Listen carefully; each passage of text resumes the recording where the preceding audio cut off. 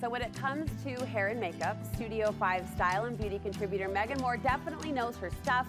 With more than 20 years working as a stylist, owning her own salon, and blogging over at the Beauty Snoop, Megan has dedicated much of her life to helping women be and feel their best selves. And today we've invited her to share the beauty values that matter most to her in our Studio 5 Convince Me series. Megan joining me in studio to share, which I don't know if you know, but you actually were part of the inspiration behind this entire series. Well, you told me that, but I'd love to know why. The premise being our contributors are the best in the business. They are experts in their field, and sometimes you say things repeatedly, but like really you want people to embrace those ideas and embrace that advice. And so it was a chance to kind of recap the best of the best. Yeah. Although you surprised us with this one, Megan, because we were expecting ditch the black eyeliner, switch out your powder blush for cream blush. But I'm told through our producer that this was kind of an emotional exercise for you. Yeah, I mean, I could have gone that route, right? I could have given you 5 beauty products that I swear by and whatever, but you hear that from me all the time. But really, I was going through this and I thought, the things I care about the most and the things that I wish women knew, they're deeper than that. They're not surface level. It goes deeper than that. And so it was emotional. I was like getting teary when I was typing this out because it's something I really deeply care about. These are your core beauty values. Yes. And you do hear this reflected in everything you say, though sometimes you're right. I think the attention goes to the product or the application. But we're hitting where it counts today. Your first core value, the only way to improve your skills is to experiment. Yeah, absolutely. You can't just wake up one day and be better at makeup, right? Like you have to sit down, and I would say physically sit down because it will give you the time to actually try new things, but you have to try, you have to practice. You're not just gonna wake up one day and be like, oh, I'm so good at this now, right? Like it takes time, it takes skill, and you develop that skill, right? Yeah. And I would say you don't even have to buy new things. I would say the biggest thing I've learned with experimenting is putting things on in a different order.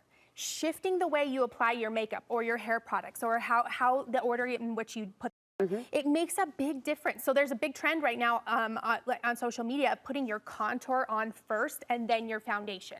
So it's underneath. They call it underpainting. Somebody just came up with that and was like, I'm just going to try it in a different order, and it can give you completely different results. So take the time to experiment. It's the only way to get better. Well, with that experimentation, too, you've been so great over the years to throw out beauty challenges. Yeah. And that kind of underscores the fun of makeup and beauty and just encouraging women to play. Why not? Yeah, it should be fun. Otherwise, you won't want to do it. Yeah, why not? Yeah. Core beauty belief number 2, there is power in getting ready. Yeah, this one's big, and this is probably the one that makes me feel emotional. There really is something about making yourself feel better on the outside that does affect the inside, and I've seen it time and time again, right? As a hairstylist, I see women come into the salon feeling overwhelmed, feeling tired, feeling sad. Maybe somebody in their life is missing or has passed away. There's just hard things. You sit down and take an hour for yourself, and I can physically see a change happen.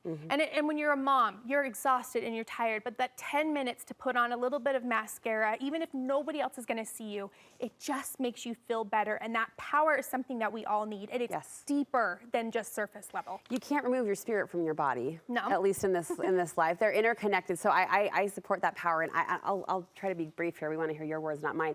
But I remember as a teenager, I went to, I think, a youth fireside of some sort. And the woman who was speaking was a quadriplegic and had spent much of her life observing other people. And she said, I've observed the secret to being popular, which to a 13-year-old girl, you're like, oh, please tell me, please tell me more. But she went on to say, if you can spend just what you described, 20 minutes, 30 minutes, feeling your best. Like your clothes don't have to be the best name brand, but make them clean, press them, whatever. You know, you don't have to spend an hour on a glam face, but just pull yourself together and then walk out of your house and don't look in a mirror the rest of the day. The idea being when you feel centered, you can then give yourself in more impactful ways to other people. And that stuck with me. It wasn't popular necessarily, but it tapped into that power that you're talking about to be able to feel confident and then share that light with others. Absolutely. I think self-care is a tool, and we can use it to help us do all the other things on our list, right? There's no shame in taking time to take care of yourself so that you can tackle everything else. Amen, sister. You want us to enhance, but always come back to our baseline. What does that mean? Okay, so this one's big for me. So your baseline is your natural beauty. It's how you look with nothing on. It's how you were born. It's how God made you, right?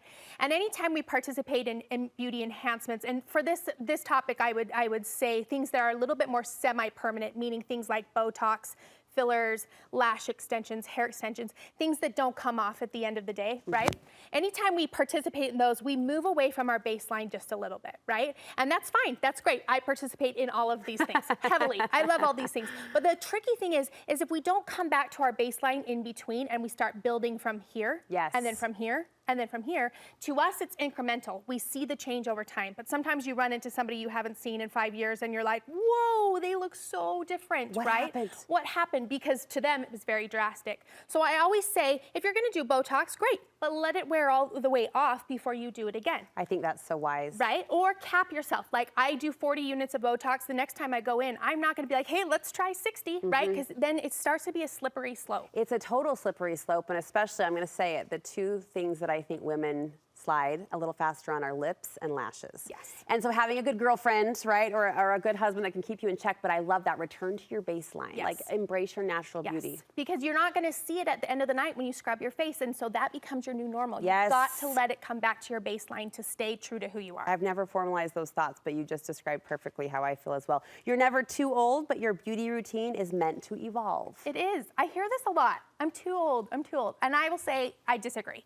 You're never too old, but it isn't realistic to think that you would be wearing the same makeup or hair that you wore when you were 20 and now you're 50, right? We need to evolve and change. And I think sometimes that involves letting go of some things we did in the past. And this comes into play when I talk about the eyeliner, right? When we were 20 and we wanted to look 25, the first thing we did was rim our eye in liner because it instantly aged us up.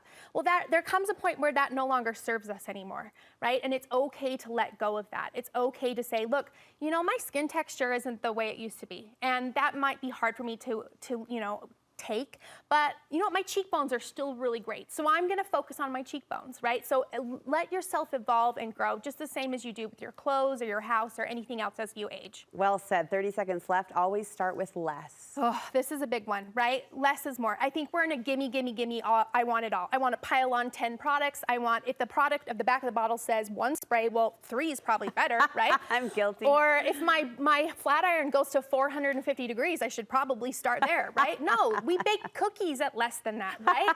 It's crazy. Start with less. You know, you've always done 4 pumps of foundation. Have you tried 2 just to see what happens? Yeah. Start with less.